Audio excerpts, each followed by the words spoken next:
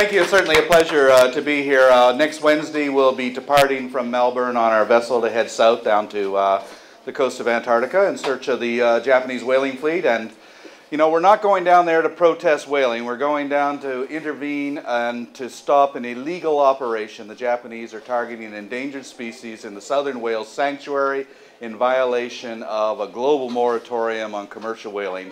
That is as illegal as poaching elephants for ivory. They are criminals, and no matter what they say to defend their position, there's no getting around the fact that this is a criminal activity. We shouldn't be going down there. The governments of the world should be upholding international conservation law, but so far they've refused to do so. Earlier this year, the Japanese put 50 humpbacks on the table at the International Whaling Commission. There was a bargaining chip. They said, look, if you don't let us do what we're doing down there, we're going to kill these 50 humpbacks. And that's the only reason those humpbacks were put out there. And the Netherlands and Great Britain, Australia, New Zealand, the US, all these countries said, no, we're not going to sanction your illegal whale hunts. So they said, okay, then we're going to kill these humpbacks. And in fact, I think it was Sky Bertali from Teens Against Whaling who asked them, he says, well, will you kill Migaloo? And Morinoki said, well, he's a humpback, isn't he? And since then, I've heard that there are restaurants now in Japan that are offering 10 times the amount of money for Migaloo because it's become like a status thing if they can get Migaloo's meat in their restaurant. So what this means is Japan has declared war on the whales of Australia. And as far as I'm concerned, they've declared war on Australia.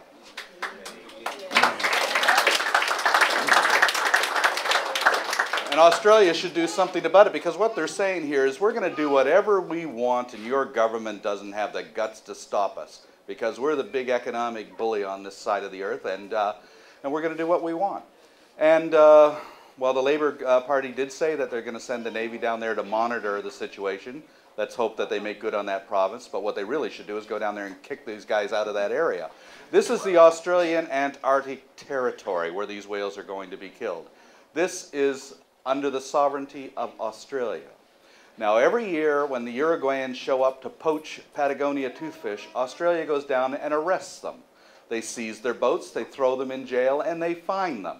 So how is it that when you catch a fish, it's a crime, but when you kill a whale, Australia doesn't want to know anything about it? Now, what they're concerned about is that it would cause friction with their trade relations with Japan. Well, let me tell you right now, Japan needs Australia more than Australia needs Japan. Australia, they'll continue to cut down Australia's forests for their toilet paper. You know, that's not going to end, unfortunately.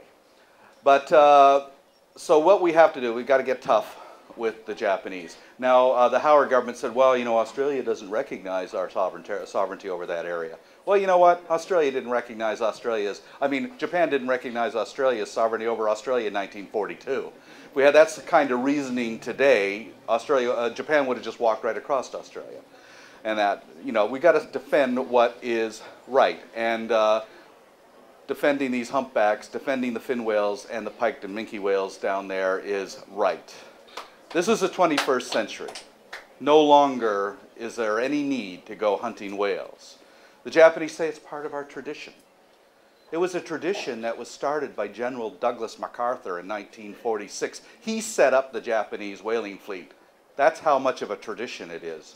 There is no Japanese whaling tradition. And as far as tradition is concerned, just last week, the Ainu, the Aboriginal peoples of Japan, asked for permission to take 1,700 salmon in the salmon streams of the northern islands of Japan, and Japan refused, saying that, that there was no reason to be taking these salmon because we have to save the salmon, you can't take them. And the Ainu were saying, but it's our cultural right. And the Japanese said, well, you know, culture is no excuse for breaking conservation laws. So it seems to be a double standard both in Japan and in Australia. This year, Japan requested that New Zealand and Australia deny us permission to leave port. And of course, we haven't heard anything from either Australia or New Zealand about that. New Zealand did say that Japan wasn't owed any favors by New Zealand. But Japan has been putting an awful lot of pressure on us. Originally, we had Canadian flags on our vessels. That was taken off under Japanese pressure.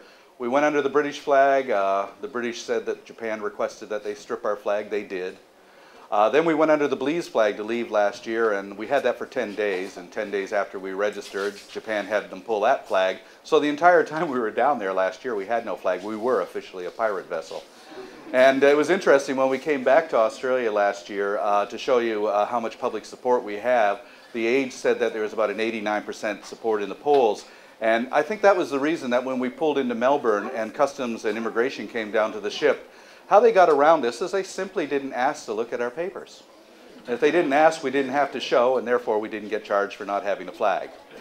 But since then, we've gotten 2 registries. First, I was invited to the Mohawk Reservation on the Quebec-New York border, and in a ceremony, the 5 nations of the Iroquois gave us their flag. So we are the only 2 vessels in the world registered under the Mohawk flag.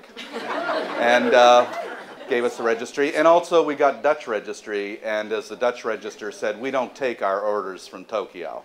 So we got 2 good solid flags there, and we're proud to have them.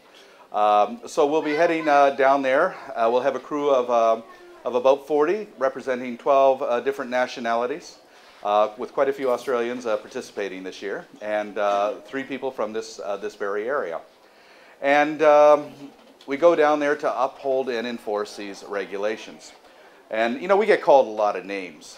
Eco-terrorist is one of them. Well, you know, what is an eco-terrorist? An eco-terrorist is somebody who terrorizes the environment. Japan is the eco-terrorist here, not us. In 30 years of operations, the Sea Shepherd Society has never caused a single injury to a single person, and we've never been convicted of a crime. We are not criminals, they are. We're not violent, they are. They're filling the oceans with blood and have the audacity to call us violent. Now, who's one of the best authorities on nonviolence in the world is none other than the Dalai Lama, who is one of our supporters. In fact, he gave me this little statue and asked if we put it up on the bow of the ship. And actually, it was sent to me in 1985, and I put it up there. I didn't really know what it was. A Tibetan monk delivered it, and he said, I've been asked to give this to you, and you could put it up on your mast, and we did. And about 3 years later, I had the opportunity to meet with the Dalai Lama, and I asked him about it, and he knew all about it. I found out he sent it. And I said, well, what is this? He says, it's Hayagriva. And I said, what's Hayagriva? He says, it's the compassionate aspect of Buddha's wrath. And I said, well, what does that mean? He says, oh, you never want to hurt anybody, but sometimes when they cannot see enlightenment, you scare the hell out of them until they do. So he understood exactly what our approach is. We call it aggressive nonviolence. The other thing they began calling us was pirates, and we thought that was pretty cool. You know, we got our own Jolly Roger in response to that, and you know, the kids love it. And but why it's an appropriate symbol is if you go back to the 17th century into the 1600s in the Caribbean, when piracy was completely running out of control and nobody knew how to stop them. The reason they weren't stopped by the British Navy or the Spanish Navy is everybody in the British Navy and the British government was on the take. In fact, Captain Nelson, who later became the famous Admiral Nelson, went to Jamaica to control the pirates and couldn't get a ship out of port because of lawsuits brought against him by British merchants who were concerned he would upset their profits from piracy. So the governments were unable to do the job. Not much different than the governments today, of course. And, but who ended piracy in the Caribbean? None other than Henry Morgan, a pirate. So if you want to stop pirates, you need pirates to do it. And we're pirates of compassion in pursuit of pirates of greed. And it's as simple as that. And piracy gives us the freedom to act where governments don't act. But we still have the right to act. Because under the United Nations World Charter for Nature, it states there very, very clearly that any non-government organization or individual is authorized and empowered to uphold international conservation law, and specifically Section 21E in areas beyond national jurisdiction.